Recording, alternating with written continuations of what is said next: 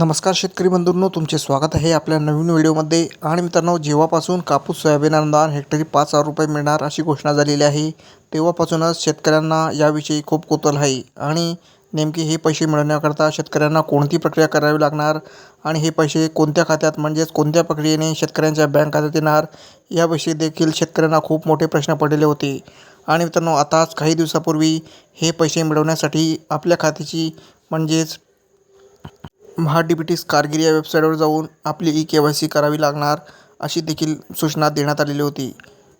पण मित्रांनो, खूप शेतकऱ्यांनी आधार नंबर टाकल्यानंतर your Aadhaar number is not found म्हणजेच जसं की तुम्ही स्क्रीनवर पाहू शकता असा एरर दाखवत होतो.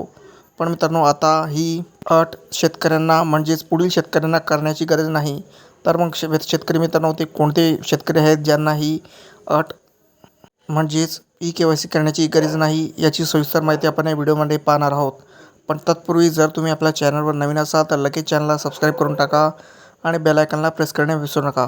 तर चला मग देर न करता व्हिडिओला सुरुवात करूया. शेतकरी मित्रांनो, पहा, राज्यातील सन 2023च्या खरीप हंगामातील ई-पीक पाहणी पोर्टलवरील नोंदणीकृत कापूस व सोयाबीन उत्पादक शेतकऱ्यांना 0.2 हेक्टरपेक्षा कमी क्षेत्रासाठी सरसकट 1,000 रुपये तर 0.2 हेक्टरपेक्षा जास्त क्षेत्रासाठी क्षेत्रानुसार प्रति हेक्टरी 5,000 रुपये 2 हेक्टरच्या मर्यादेत अर्थसहाय्य देण्यात येणार आहे.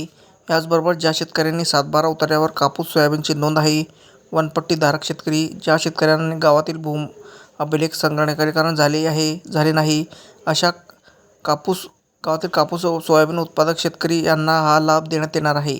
हे अर्थसहाय्य खातेदारांना आधारसंलग्न बँक खात्यात डीबीटी माध्यमातून जमा करण्यात येणार आहे. यासाठी सर्वसाधारण 96 खातेदारांपैकी 68 लाख खातेदारांनी आपले आधार संमती दिली आहे.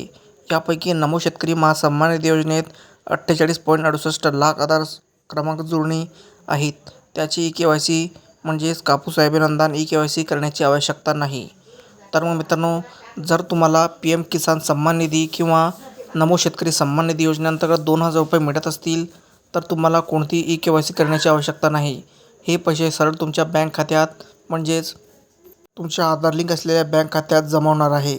पण मित्रांनो, तुम्ही एकदा आपल्या मोबाईलवर आपला आधार नंबर टाकून ही प्रोसेस होते का ते चेक करायचे आहे. याचा व्हिडिओ मी देखील बनवला आहे, म्हणून व्हिडिओ चेक करून घ्या आणि आता आपला आधार नंबर एंटर करून पहा.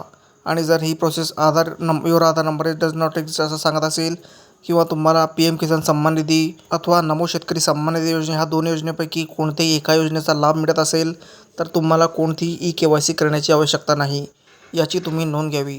तर मग शेतकरी मित्रांनो, हा व्हिडिओ इथे संपवतो. तुम्हाला हा व्हिडिओ कसा वाटला आणि जर तुम्हाला योजनेविषयी काही प्रश्न असतील किंवा शंका असतील तर तुम्ही ते 100% कमेंट सेक्शनमध्ये विचारू शकता.